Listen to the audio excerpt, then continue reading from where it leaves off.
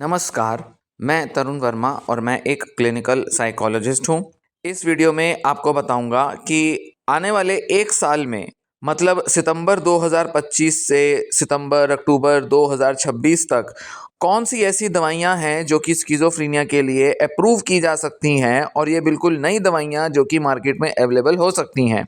ध्यान दें, ये दवाइयाँ एफडीए अप्रूव करेगा और एफडीए की अप्रूव की हुई दवाइयाँ इंडिया में जल्दी अवेलेबल नहीं होंगी।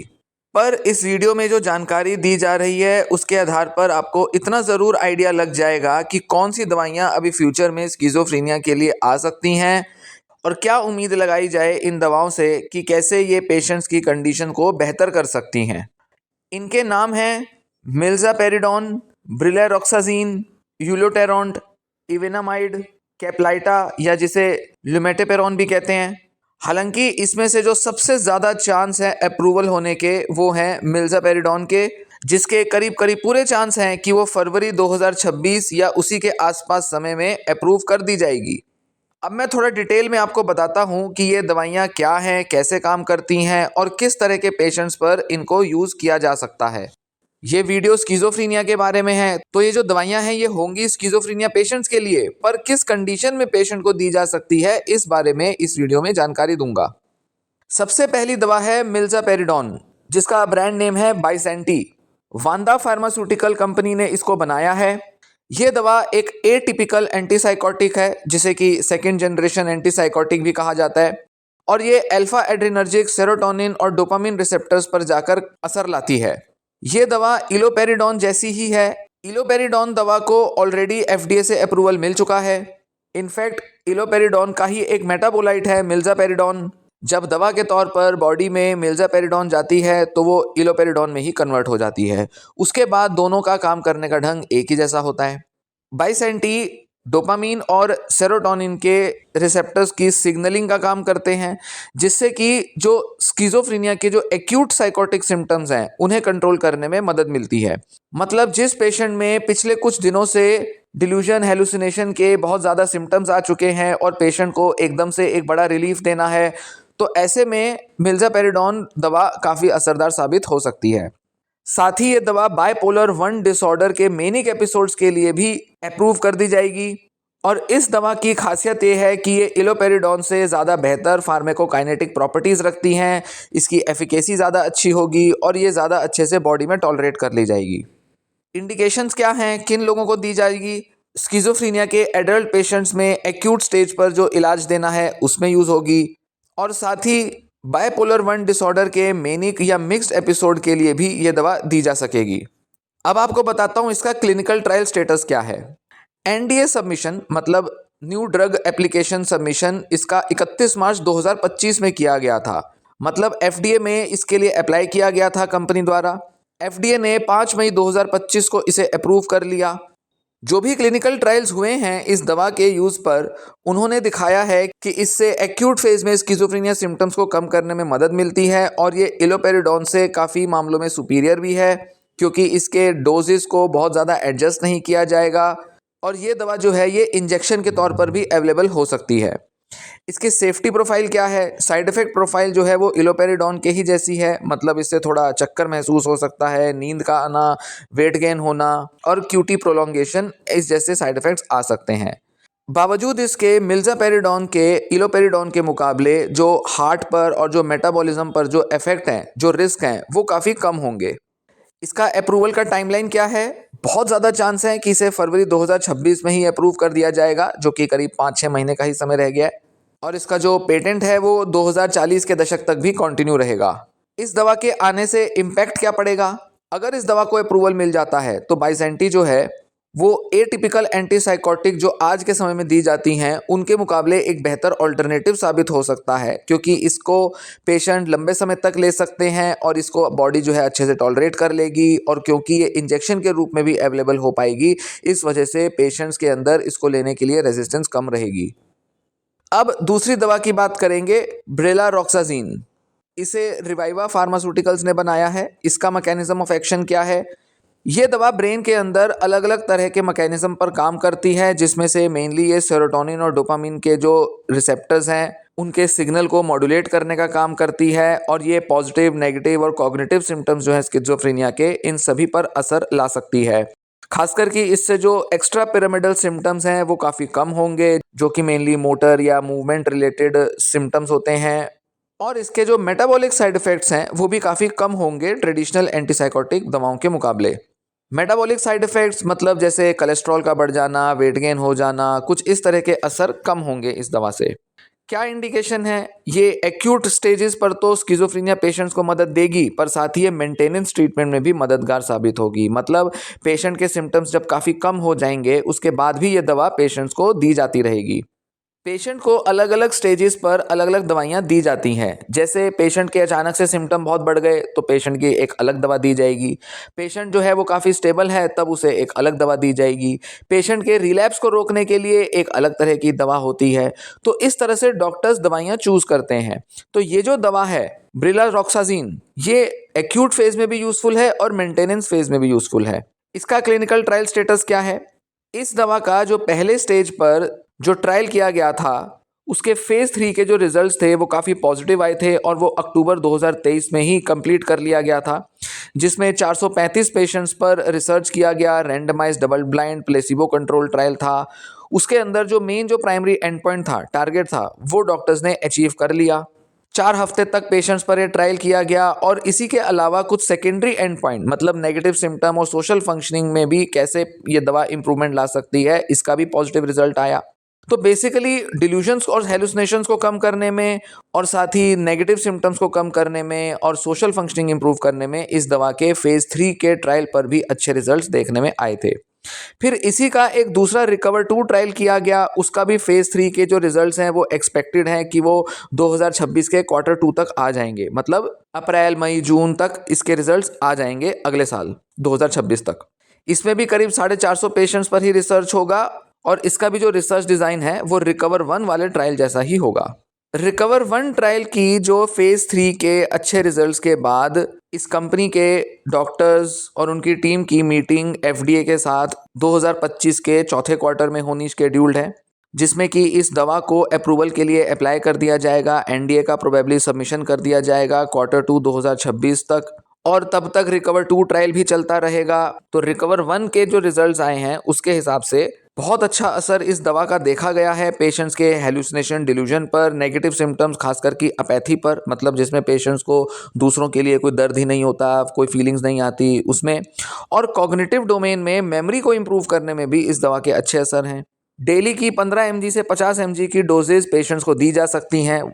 इस दवा की सेफ्टी कितनी है? इस दवा से एक्स्ट्रा पैरामिडल सिम्टम्स बहुत कम आते हैं, वेट गेन भी ना के बराबर होता है, कोई ऐसे मेटाबॉलिक इश्यूज नहीं आते और जो बहुत कॉमन से साइड इफ़ेक्ट्स हैं वो होगा थोड़ा बहुत सर दर्द और थोड़ा बहुत नींद में समस्या होगी। वैसे तो चांस है कि ये दवा जो है ये 2027 के मिड तक ही अप्रूव हो पाएगी, पर अगर इसका एनडीए फाइल कर दिया जाता है अगले साल के क्वार्टर 2 तक तो 8-10 महीने लगेंगे इसको पूरा रिव्यू करने में और 2027 के पहली, दूसरी या तीसरी तिमाही तक इसको अप्रूवल शायद मिल जाएगा। इस दवा के अप्रूवल से इम्पैक्ट क्या आएगा? क्योंकि इस दवा से बहुत ज़्यादा साइड इफ़ेक्ट्स नहीं आएंगे और इसकी जो एफिकेसी है, इसका जो असर है वो कई अलग अलग स्किज़ोफ्रेनिया के सिम्टम्स पर होगा, इसलिए इसको एक फर्स्ट लाइन ट्रीटमेंट के तौर पर भी कंसिडर किया जा सकेगा। मतलब कोई भी पेशेंट जिसको कि ये 2-3 डोमेन्स में सिम्टम्स आ रहे हैं, डॉक्टर सोच सकते हैं कि पेशेंट को सबसे पहली दवा जो है वो ब्रिलारोक्साजिन ही दे दी जाए। अब तीसरी दवा की बात करेंगे, यूलोटारॉन्ट, जिसको ओत्सुका सुमितोमो फार्मा ने बनाया है। इसका मैकेनिज्म ऑफ एक्शन थोड़ा अलग है। ये दवा TAR1 और 5-HT1A रिसेप्टर्स पर टारगेट करेगी। ये दवा डायरेक्ट तौर पर डोपामीन के रिसेप्टर्स पर नहीं, पर इनडायरेक्टली डोपामीन के रिलीज को इन्फ्लुएंस करेगी, जिससे कि पॉजिटिव, नेगेटिव और जो कॉग्निटिव सिम्टम्स हैं स्किज़ोफ्रेनिया के वो हैंडल हो पाएंगे और इससे अच्छी बात ये होगी कि साइड इफ़ेक्ट्स बहुत ही कम होंगे। इसके इंडिकेशन क्या हैं? ये भी स्किज़ोफ्रेनिया के एडल्ट पेशेंट में एक्यूट और मेंटेनेंस फेज पर यूज़फुल होगी। इसका क्लिनिकल ट्रायल स्टेटस क्या है? 2019 और 2020 में फेज़ 2 के ट्रायल ने काफ़ी अच्छा इफेक्ट शो किया। PAN-SS जो कि एक बहुत ही ज़्यादा यूज़ किए जाने वाला स्केल है स्किज़ोफ्रेनिया के सिम्टम्स को जांचने के लिए, जिसके अंदर आने वाले असर को टारगेट किया जाता है इन रिसर्चेज में। उस PAN-SS के स्केल पर इस दवा ने बहुत अच्छे रिजल्ट शो किए प्लेसिबो के मुकाबले, और इससे ना तो ज़्यादा पेशेंट्स के अंदर वेट गेन हुआ और ना ही ज़्यादा EPS मतलब एक्स्ट्रा पेरिमेडल सिम्टम्स आए। इसका जो फेज़ 3 ट्रायल है उसमें कई सारे अलग अलग ट्रायल्स किए गए। इसे डायमंड प्रोग्राम के नाम से बोला जा रहा है। 2024 में 2 ऐसी मेन स्टडीज़ थी जो कि इस फेज़ 3 में की गई, पर उन्होंने अपने जो प्राइमरी एंड पॉइंट है, मतलब जो मेन जो उनका असर आना चाहिए PANSS के स्कोर्स में सिम्टम्स के रिडक्शन का प्लेसिबो के मुकाबले, वो स्टैटिस्टिकली सिग्निफिकेंट नहीं रहा। प्लेसिबो रिस्पॉन्स बहुत हाई था और ट्रायल के अंदर कुछ ऐसे डिज़ाइन के चैलेंजेस थे जिस वजह से डॉक्टरों ने कहा कि ये ट्रायल हमारा सक्सेसफुल नहीं हो पाया। करंट स्टेटस क्या है? अभी डेटा एनालिसिस चल रहा है, बहुत सारा डेटा डॉक्टरों के पास आ चुका है। FDA के साथ डिस्कशन चल रही हैं कि भाई अगला स्टेप क्या होना चाहिए, कौन से ऐसे ट्रायल किए जाने चाहिए, एंड पॉइंट्स को कैसे रिफाइन किया जाए। NDA के अभी फाइल होने के चांस बहुत मुश्किल हैं, जो कि 2026 या 2027 में होंगे, क्योंकि अभी इस दवा की टेस्टिंग पर कुछ इश्यूज चल रहे हैं। इसलिए हो सकता है कि 2026 के लेटर स्टेज में ही इस दवा का कुछ अच्छा खासा रिजल्ट आए और उसके बाद ही NDA फाइल किया जाएगा। किसी भी दवा को अप्रूवल दिलाने के लिए एक NDA फाइल किया जाता है FDA में।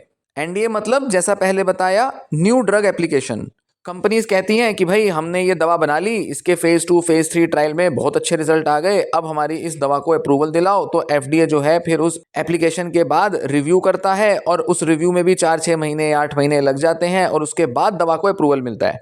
तो ये जो NDA है ये तभी दिया जा सकता है जब इस दवा के अलग अलग क्लिनिकल ट्रायल्स में अच्छे रिजल्ट्स आए। तो अब ये दवा नए तरीके से रिसर्च की जाएगी ताकि इसके अच्छे रिजल्ट्स मिलें और फिर इसके NDA को अप्लाई किया जा सके। इसकी एफिकेसी क्या है? फेज़ 2 पे तो बहुत अच्छे रिजल्ट्स आए हैं, फेज़ 3 में इनकन्सिस्टेंसीज आई हैं, इस वजह से अभी मामला थोड़ा अटका पड़ा है। पर क्योंकि फेज़ 2 में अच्छे रिजल्ट्स आए हैं, मतलब थोड़े बहुत पेशेंट्स पर जब रिसर्च किया तो पेशेंट के सिम्टम्स में कमी तो आई, पर तीसरे स्टेज पे जब प्लेसिबो से कंपेयर किया जाता है, बहुत सारे पेशेंट्स को इंक्लूड किया जाता है, तब उस मामले में कई दवाइयाँ फेल कर जाती हैं, और ये दवा भी ऐसे ही फेल कर गई, अपने अच्छे रिजल्ट नहीं दिखा पाई। पर इसका मतलब ये नहीं कि इस दवा से अब उम्मीदें खत्म हो जाएं। सेफ्टी क्या है इस दवा की? इसकी भी फेवरेबल प्रोफाइल है। सबसे अच्छी बात यही है कि इस दवा से साइड इफेक्ट्स बहुत कम होते हैं, वेट गेन तो ना के बराबर होता है, EPS होते नहीं, मेटाबॉलिक कार्डियक कंसर्न्स कुछ खास है नहीं। कॉमन साइड इफेक्ट्स क्या होंगे? छोटा मोटा पेशेंट को सेडेशन फील होगी, नींद सी महसूस होगी, या थोड़ा नौजिया हो सकता है। तो अप्रूवल का टाइमलाइन क्या है? 2027-28 तक ही इसे अप्रूवल मिल पाएगा। एंड पॉइंट्स मिस हो गए हैं, इस वजह से दोबारा से इसके NDA के लिए जो रिसर्च है उनको डिज़ाइन की जाएगी, जो कि 2026 में होगा। इसका इम्पैक्ट क्या पड़ सकता है अगर इसे अप्रूवल मिले? यूलोटारॉन्ट ये गेम चेंजर हो सकता है, क्योंकि ये नॉन डोपामाइनर्जिक एंटीसाइकोटिक है, मतलब ये सीधे तौर पर डोपामीन के लेवल्स को चेंज नहीं करता। और यही वजह है कि इससे EPS भी काफ़ी कम रहते हैं, क्योंकि सीधे तौर पर जब डोपामिन टारगेट नहीं किया जाएगा तो ब्रेन के अंदर वो सारे साइड इफेक्ट नहीं आएंगे जो कि उन दवाओं से आते हैं जो कि सीधे तौर पर डोपामिन को टारगेट करते हैं। ये जो ओत्सुका कंपनी है ये TAAR1 रिसेप्टर्स को लेकर काफ़ी कमिटेड है और ये काफ़ी प्रॉमिस देख रही है। TAAR1 जैसे कि मैंने बताया ये होते हैं ट्रेस एमीन एसोसिएटेड रिसेप्टर 1। ये रिसेप्टर्स इनडायरेक्ट तरीके से डोपामीन की प्रोडक्शन को रेगुलेट करते हैं। इसीलिए ये जो रिसर्चर्स हैं हो सकता है ये थोड़ा और रिसर्च करें और थोड़ा इन्वेस्टिगेट करने के बाद कुछ बेहतर ढंग से इस रिसर्च को कंडक्ट कर पाएँ और एक अच्छे रिजल्ट्स आ पाएँ। फिर चौथी दवा है एवेनामाइड। ये न्यूरॉन फार्मास्यूटिकल कंपनी बना रही है। इसका मैकेनिज्म ऑफ एक्शन क्या है? ये एक voltage gated sodium channel inhibitor है, जो कि आज की जो मौजूदा जो एंटीसाइकोटिक दवाइयां हैं उनके ऊपर एक एड ऑन ट्रीटमेंट के तौर पर यूज़ की जाएगी, और इसको टारगेट किया जाएगा ट्रीटमेंट रेजिस्टेंट स्किज़ोफ्रेनिया के पेशेंट्स में। मतलब ऐसे पेशेंट्स जो कि बहुत समय से कुछ एंटीसाइकोटिक दवाइयां ले रहे हैं, जैसे क्लोजापिन ले रहे हैं, रिस्पेरिडोन ले रहे हैं, पर उनका कंडीशन बहुत ज़्यादा इंप्रूव नहीं हो पा रही, तो ऐसे पेशेंट्स को ये दवा दी जा सकती है। ये ग्लूटामेट न्यूरोट्रांसमीटर के लेवल्स को नॉर्मलाइज करता है और ये डोपामीन को सीधे तौर पे टारगेट नहीं करता, डोपामीन के जो रिसेप्टर्स हैं उनको ब्लॉक नहीं करता। इसकी वजह से जो पेशेंट के अंदर जो रेजिडुअल सिम्टम्स होते हैं, जो बचे कुचे सिम्टम्स रह जाते हैं, जैसे कि कॉग्निटिव इम्पेयरमेंट हो जाती है, पेशेंट के अंदर नेगेटिव सिम्टम्स रहते हैं, मोटिवेशन की कमी रहती है, इस तरह के सिम्टम्स को ये दवा टारगेट कर पाएगी। और ये दवा जो है ये एडल्ट्स में दी जाएगी। इसका इंडिकेशन यही है, एडजंक्टिव थेरेपी है ट्रीटमेंट रेजिस्टेंट स्किज़ोफ्रेनिया में एडल्ट पेशेंट्स के लिए। इसका क्लिनिकल ट्रायल स्टेटस क्या है? फेज 2 में बहुत अच्छे रिजल्ट्स आए हैं जो कि 2022-2023 में की गई थी। उसमें देखा गया कि PANSS के जो स्कोर्स हैं उनमें काफ़ी कमी आ गई। जब इस दवा को क्लोजापिन या कुछ दूसरी एंटीसाइकोटिक दवाओं के साथ दिया गया तो ये दवा का अच्छा असर आया और इसने कुछ एक्स्ट्रा इफेक्ट पैदा किया पेशेंट के सिम्टम्स को कम करने में। अब इसका एक एनिग्मा टीआरएस प्रोग्राम चल रहा है जो कि अपने फेज 3 में है। इसे मई 2025 में अप्रूवल मिला है। इसमें भी काफी सारे ट्रायल्स होंगे जो कि Q3 या Q4 2025 में शुरू होने वाले हैं। मतलब हाल ही के समय में ट्रायल शुरू हो चुके होंगे। करीब 400 से ज़्यादा पेशेंट्स इसके अंदर लिए जाएंगे और इसके जो मेन रिजल्ट्स हैं वो अगले साल 3rd क्वार्टर तक एक्सपेक्टेड हैं। मतलब जुलाई, अगस्त, सितंबर तक इसके रिजल्ट्स एक्सपेक्टेड हैं। इसके अंदर रैंडमाइज प्लेसिबो कंट्रोल ट्रायल किया जाएगा टीआरएस के लिए। एनडीए सबमिशन पॉसिबल है कि 2027 तक हो जाए, पर उसमें डिपेंड करेगा कि ये जो ट्रायल होना है फेज 3 वाला, ये सक्सेसफुल होना चाहिए। इसकी एफिकेसी क्या आई है? फेज 2 में तो अच्छे रिजल्ट्स आए हैं। पॉजिटिव सिम्टम्स मतलब डिल्यूजन, हेलुसिनेशन को तो ये दवा कम कर देती है और रिलैप्स का रिस्क भी टीआरएस के पेशेंट्स में काफ़ी कम हो जाता है। तो मतलब यही हुआ कि पेशेंट अपने रेजिडुअल फेज में है, उसके अंदर बहुत सारे पॉजिटिव नेगेटिव सिम्टम्स आ सकते हैं, पेशेंट में डिल्यूजन्स आ सकती हैं, पर उन डिल्यूजन्स को रोका जा सके, दोबारा से वो डिल्यूजन्स ना आए, इसमें ये दवा काफ़ी हेल्पफुल हो सकती है। सेफ्टी क्या है? बहुत अच्छे से टॉलरेट हो जाती है, बॉडी में ठीक से एब्जॉर्ब हो जाती है। साइड इफ़ेक्ट्स भी थोड़े बहुत ही होते हैं, थोड़ा बहुत सर दर्द होना, थोड़ा चक्कर सा आना, पर इसमें बहुत ज़्यादा कोई ईपीएस मतलब एक्स्ट्रा पिरामिडल सिम्टम्स नहीं होते। मेटाबॉलिक इश्यूज़ भी कुछ खास रिपोर्ट नहीं हुए हैं। इसका अप्रूवल टाइमलाइन क्या है? 2028 या 2027, उससे पहले तो चांस बहुत कम है। पर ये उन दवाओं में से एक है जिनमें अगले 1-1.5 साल के अंदर काफ़ी अच्छे रिजल्ट्स पब्लिश हो सकते हैं और इनके अप्रूवल में हो सकता है बहुत ज़्यादा देर ना लगे। अगर फेज 3 के बहुत अच्छे रिजल्ट्स आ गए, एनडीए अगर फाइल हो गया अगले 6 से 12 महीने के अंदर, तो इसको अप्रूवल बहुत जल्दी मिल सकता है। इम्पैक्ट क्या पड़ेगा? टीआरएस मतलब ट्रीटमेंट रेजिस्टेंट स्किज़ोफ्रेनिया के जो करीब 30% पेशेंट्स हैं, उनके अंदर एक सबसे बड़ा जो अनमेट नीड है, मतलब उनकी जो एक ज़रूरत जिसे पूरा नहीं किया जा पा रहा है अभी की दवाओं से, उसको टारगेट किया जा सकेगा। पुरानी दवाओं पर डिपेंडेंसी भी थोड़ी कम हो जाएगी और पेशेंट की कंडीशन को बेहतर बनाने में काफ़ी मददगार साबित होगी ये दवा।